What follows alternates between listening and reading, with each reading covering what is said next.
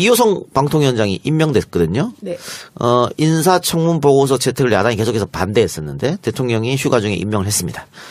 이호성 방통위원장을 야당이 끝끝내 반대한 이유는 뭐라고 보십니까? 그거야 뭐 이호성 방통위원장이 방송 정상화에 대한 신념과 실행력이 있는 분이거든요. 그만큼 무서워하고 있다. 네, 이분이 무서운 분입니다, 사실은. 구석구석 잘 아시고요. 말씀드리자면 민원연에서 저희는 뭐 90년부터 지금까지 같이 일을 해왔기 때문에 예, 아주. 인사청문회 보셨어요, 혹시? 못 봤습니다. 못 봤죠. 그 누구죠? 그 새누리당의 조원진 의원. 예. 새누리당 맞죠? 예. 조원진 의원 말씀 들어보세요. 뭐 그날 인사청문회 보면 아주 가관도 아닙니다. 이게 뭐 제가 보니까 이 청문 보고서를 합리적으로 채택될 수 있는 분위기가 아니에요. 그분이 이미 막 입에 막 거품을 물고 막 이렇게 하시는데 막 그냥 면박도 무슨 정책 질의는 하나도 없습니다. 그냥 막 태극기 집회 때 왜 이거 조금 들 보도했냐부터 그거 어떻게 생각하냐 뭐 이런 정말 청문회의 국회의원의 수준과 자질을 의심하기에 물론 뭐 다 의심하고 있지만 그분에 대해서 근데 진짜 해도 너무한다. 그래서 제가 저분 때문이라도 이게 보고서가 채택이 안 되겠구나. 저렇게까지 하는 거 보면 저분은 꼭 돼야 되겠구나. 제가 이런 생각이 들었어요. 이호성 위원장은 참여정부 1기 때 방송위원회 부위원장 하셨어요. 그리고 제가 2기 때 부위원장 해서 정책적인 측면에서는 뭐 거의 저희들하고 생각이 똑같은 분입니다. 예. 그러니까 많은 분들이 이제 이호성 방통위원장한테 기대하는 게 있는데 네. 특히 이제 KBS, MBC 문제입니다. 지금 MBC 사원들도 계속해서 지금 사장 출퇴근할 때 이제 피켓 시위 하고 있고요. KBS도 아마 지금 대규모 집회가 또 예정돼 있습니다. 그리고 제작진들 다 뭐 제작 거부 투쟁도 벌이고 있는데 결국은 그 고대영이나 김장겸이 안 나간다고 버티면 방법이 없는 거 아니냐 이런 또 회의론이 있는데 방통위원장이 이분이 이호성이 들어오면서 MBC나 KBS 문제를 어떻게 조금 해결할 수 있는 방법은 있습니까? 근데 저는 거듭 말씀드립니다만 법과 원칙에 따라 가면 해결이 되게 돼 있습니다. 그래서 그 해결이라는 게 방송법만 있는 게 아니고요. 노동법도 있고요. 그다음에 방통위원회가 가지고 있는 가장 큰 권한이 제어가 권한입니다. 근데 11월부터 지상파 제어가가 시작돼요. 그래서 이제 제가 국정기획위원회에 있을 때 그 제어가 관련돼서 진행된 상황을 다 점검하고요.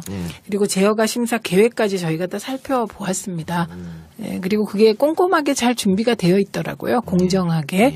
근데 그런 것들을 이호성 방통위원장이 좀 더 이제 꼼꼼하게 보고 그리고 거기 보면 지난 시기 노사관계 그런 게 다 배점이 되어 있습니다. 그래서 저는 이게 제대로 제어가 심사가 되면 뭔가 되지 않을까요? 되지 않을까? 자리에서 내려올 분들은 알아서 내려와야죠. 그러니까 너무해요. 제가 그 모 KBS 인사한테 들었는데 얼마 전까지 정권 바뀌기 전까지는 보도 삭제, 지침, 이렇게 오다 베이스로 이렇게 쫙 내려가다가 최근에는 납작 엎드렸다는 거예요. 지도부가. 네. KBS 지도부 납작 엎드려서 내가 널 기분 나쁘게 했다면 미안해. 뭐 이런 식으로 나온다는 거예요. 그러니까 또 이게 쟁점과 충돌을 안 만들려고 몸을 납작 엎드리고 있는 형국인데 그렇게 해서 KBS 사장 또는 그런 자리를 지키려고 하지 말고 오히려 이거 내 것이 아니었고 내 자리가 아니었다라고 생각하고 자기 스스로가 내려놓는 것이 오히려 후배들한테나 좋은 문화를 만들어준다고 저는 생각합니다. 그런 염치가 있는 사람들이 벌써 문을 할 수가 없고 YTN 사장 임명 관련해서도 지금 얘기가 나오고 있습니다. 네. 특히 이제 노정면 기자가 빵점 맞았어요? 하여간 진짜 깝깝한 분들이세요. 사장 추천위원회를 만들면 그래도 언론계에서 좀 저 사람이 추천위원을 하면 괜찮은 사람들로 구성을 해야 될 거 아닙니까? 추천부터 제대로 안 한 거예요. 그리고 짰다는 걸 누구나 알게 빵점 주고 똑같이. 말이 됩니까? 그래서 저는 뭐 해직 기자가 꼭 사장이 돼야 된다는 생각도 없는 사람이고 또 그렇다 해직 기자라서 안 된다 이것도 안 그렇죠. 되는 건데 그러니까 일괄적으로 비토하면 안 되는 거죠. 그 사장 추천위원회 세 분은 해직 기자는 안 된다는 고정관념이 있는 분들이니까 사추위부터 빨리 다시 구성해야 되지 않을까요? 이런 거죠. 이게 사장 추천위원회를 만드는 이유가 뭘까요? 기본적으로 공개적이고 또 그렇죠. 투명하게 하자. 그렇죠. 그런 거잖아요. 그리고 공정하게 하자는 거잖아요. 근데 여기 제가 보면 공정은 뭐 가치 판단이라고 제가 100번 양보해서 빼주고 공개도 했어요. 근데 이게 투명하지 않은 거예요. 결국은. 그러니까 그러니까 그 사장 추천위원회의 본 취지가 공개성, 투명성, 공정성이라면 공정에 대해서는 같이 판단이니까 좀 물러나 준다 이거예요, 제가. 근데 투명하지 않게 노정면 빵점은 뭡니까? 그러니까 지금 보면 한전, 한국마사회, 인삼공사 이렇게 다 이제 YTN 지분을 갖고 있어서 그 심사에 참여하는 거잖아요. 근데 심사에 참여할 때 네. 그 언론계 인사를 보통 해요. 아니면 시민사회를 하거든요. 법조계를 하거나. 근데 그렇게 들어가면 어떻게 합니까? 일부 직접 들어갔대요. 직접 들어갔죠. 근데 그건 말이 돼요? 이 사람들이 박근혜 정권 때 임명한 사장들이기 그쵸. 때문에 비토를 했다는 얘기도 그렇죠. 있고. 네. 그리고 일단 해직 기자라는 존재에 대해서 그분들은 극혐인가 보죠. 뭐. 극혐. 너무 기분 나빠요. 그 일부에서는 또 청와대에서 노정면을 비토한 거 아니야 이런 얘기도 있던데. 그 말도 안 되는 얘기죠. 그렇게 아유. 그건 노정면 그 기자가 어디 인터뷰하는 거 제가 들었어요. 그렇게까지 마타도를 했다는 거죠. 네. 이분들이 마치 사장추천위원회가 청와대의 생각대로 움직여주고 있는 거라는 식으로 그게 그렇게 몰고 갔다. 그렇게 몰고 갔다는 건 노정면 기자가 그 이야기를 해요. 그래요. 문재인 정부는요 방송 문제에 관한 한은 법과 원칙에 따라서만 움직인다. 다른 건 아니고. 네. 그래요. 알겠습니다. 하여튼 방송이 빨리 정상화가 되어야지. 근데 이호성 방통위원장이 종편의 수가 너무 많다 뭐 이런 얘기도 했었는데 그럼 방통위원장이 혼자 할 수 있는 일은 아닌 거 아닙니까? 저 인식은요 참여정부 때 방송위원회가 종편을 도입할 경우 몇 개가 이제 살아남을 건가 예. 광고를 고려할 때 그 2개였어요. 그런데 4개를 했잖아요. 정치적인 목적으로. 그래서 방송 생태계가 교란됐다는 인식을 가지고 계시고 그건 맞는 거죠. 근데 이런 인식을 갖고 위원장을 하시는 거지. 그럼 뭐 이런 인식도 없이 하면 오히려 현안을 모른다고 할 텐데. 네. 현재 그럼 시장에 아주 대한 구체적으로. 본인 기준을 갖고 예. 방통위원장이 되면 어떻게 하실 겁니까? 방송 종편이 많나요, 적나요? 제가 볼 땐 많습니다. 기준 이렇습니다. 이런 이야기는 해야 소신이 있는 거죠. 그렇죠. 종편 특혜 같은 건 어떻게 회수할 수 있습니까? 그런 것들은? 종편 특혜를 검토하겠다는 거잖아요. 네. 지금. 검토해서 특히 그 채널 배정 문제 같은 거는 예. 최시중 전 방통위원장이 SO를 압박해서 종편들에게 황금 채널을 줬다는 거 아닙니까? 예. 그래서 이 채널 배정은 아주 자유롭게 하겠다는 거 아닙니까? 네. 아니면 저런 거였습니까? 뭐 중간광고 같은 거는 대표적 특혜잖아요. 종편에만 준. 그런데 이걸 그럼 지상파에도 같이 준다든가. 근데 이제 규제를 한번 풀어놓으면 풀어놓은 규제를 강화하는 건 쉽지 않죠. 그런데 뭐 지금 지상파가 제대로 돼야 뭐 수평적 규제 체제 논의하지 않겠습니까? 심사에 참여하는 거잖아요. 근데 심사에 참여할 때 네. 그 언론계 인사를 보통 해요. 아니면 시민사회를 하거든요. 법조계를 하거나. 근데 그렇게 들어가면 어떻게 합니까? 일부 직접 들어갔대요. 직접 들어갔죠. 근데 그건 말이 돼요? 이 사람들이 박근혜 정권 때 임명한 사장들이기 그쵸. 때문에 비토를 했다는 얘기도 그렇죠. 있고. 네. 그리고 일단 해직 기자라는 존재에 대해서 그분들은 극혐인가 보죠. 뭐. 극혐. 너무 기분 나빠요. 그 일부에서는 또 청와대에서 노정면을 비토한 거 아니야 이런 얘기도 있던데. 그 말도 안 되는 얘기죠. 그렇게 아유. 그건 노정면 그 기자가 어디 인터뷰하는 거 제가 들었어요. 그렇게까지 마타도를 했다는 거죠. 네. 이분들이 마치 사장추천위원회가 청와대의 생각대로 움직여주고 있는 거라는 식으로 그게 그렇게 몰고 갔다. 그렇게 몰고 갔다는 건 노정면 기자가 그 이야기를 해요. 그래요. 문재인 정부는요 방송 문제에 관한 한은 법과 원칙에 따라서만 움직인다. 다른 건 아니고. 네. 그래요. 알겠습니다. 하여튼 방송이 빨리 정상화가 되어야지.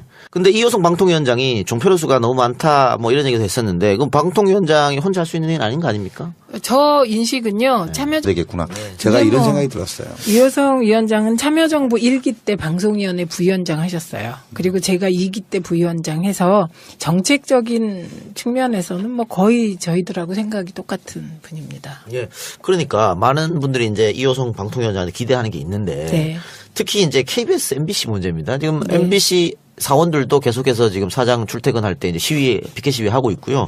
KBS도 아마 지금 대규모 집회가 또 예정돼 있습니다. 그리고 네. 제작진들 다 뭐 제작 거부 투쟁도 벌이고 있는데 결국은 그 고대영이나 김장겸이 안 나간다고 버티면 방법이 없는 거 아니냐 이런 또 회의론이 있는데 방통위원장이 이분이 이호성이 들어오면서 MBC나 KBS 문제를 어떻게 조금 해결할 수 있는 방법은 있습니까? 근데 저는 거듭 말씀드립니다만 법과 원칙에 따라 가면 해결이 되게 돼 있습니다. 그래서 그 해결이라는 게 방송법만 있는 게 아니고요. 노동법도 있고요. 그다음에 방통위원회가 가지고 있는 가장 큰 권한이 제어가 권한입니다. 근데 11월부터 지상파 제어가가 시작돼요. 그래서 이제 제가 국정기획위원회에 있을 때 그 제어가 관련돼서 진행된 상황을 다 점검하고요. 그리고 제어가 심사 계획까지 저희가 다 살펴보았습니다. 예, 그리고 그게 꼼꼼하게 잘 준비가 되어 있더라고요. 공정하게. 근데 그런 것들을 이호성 방통위원장이 좀 더 예, 이제 꼼꼼하게 보고 그리고 거기 보면 지난 시기 노사관계 그런 게 다 배점이 되어 있습니다. 예, 그래서 저는 이게 제대로 제어가 심사가 되면 뭔가 되지 않을까요? 되지 않을까? 자리에서 내려올 분들은 알아서 내려와야죠. 그러니까. 너무해요.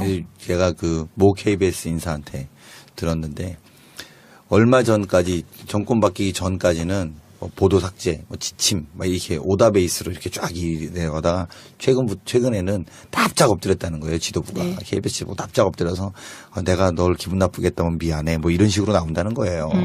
그러니까 또 이게 쟁점과 충돌을 안 만들려고 몸을 납작 엎드리고 있는 형국인데 그렇게 해서 KBS 사장 또는 그런 자리를 지키려고 하지 말고 오히려 이거 내 것이 아니었고 내 자리가 아니었다라고 생각하고 자기 스스로가 내려놓는 것이 오히려 후배들한테나 좋은 문화를 만들어준다고 저는 생각합니다. 그런 염치가 있는 사람들이 벌써 무능할 수가 없고 YTN 사장 임명 관련해서도 지금 얘기가 나오고 있습니다. 네. 특히 이제 노정면 기자가 빵점 맞았어요? 하여간 이호성 방통위원장이 임명됐거든요. 네. 인사청문 보고서 채택을 야당이 계속해서 반대했었는데 대통령이 휴가 중에 임명을 했습니다. 이호성 방통위원장을 야당이 끝끝내 반대한 이유는 뭐라고 보십니까? 그거야 이호성 방통위원장이 방송 정상화에 대한 신념과 실행력이 있는 분이거든요. 그만큼 무서워하고 있다. 네, 이분이 무서운 분입니다, 사실은. 구석구석 잘 아시고요.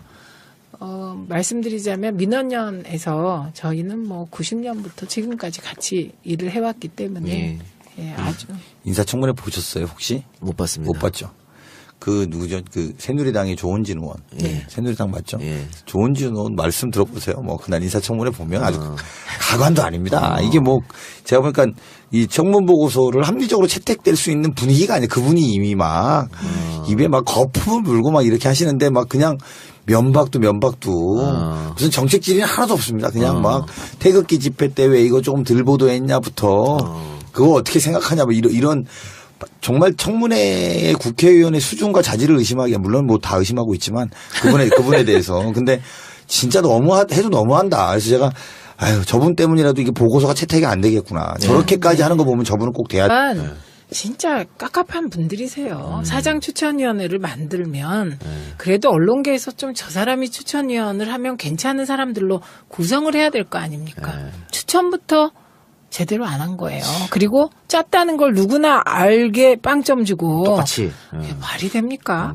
그래서 저는 해직 기자가 꼭 사장이 돼야 된다는 생각도 없는 사람이고 또 그렇다 해직 기자라서 안 된다. 이것도 안 그렇죠. 되는 건데 그러니까 일괄적으로 이렇게 비토하면 안 되는 거죠. 그 사장 추천위원회 세 분은 해직 기자는 안 된다는 고정관념이 있는 분들이니까 사추위부터 빨리 다시 구성해야 되지 않을까요? 이런 거죠. 이게 사장 추천위원회를 만드는 이유가 뭘까요?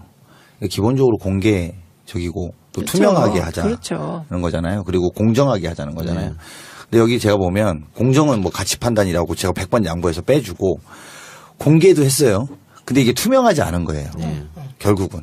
그러니까 그러니까 그 사장 추천위원회의 본 취지가 공개성, 투명성, 공정성이라면 공정에 대해서는 가치 판단이니까 좀 물러나 준다 이거예요, 제가. 근데 투명하지 않게 노정면 빵점은 뭡니까?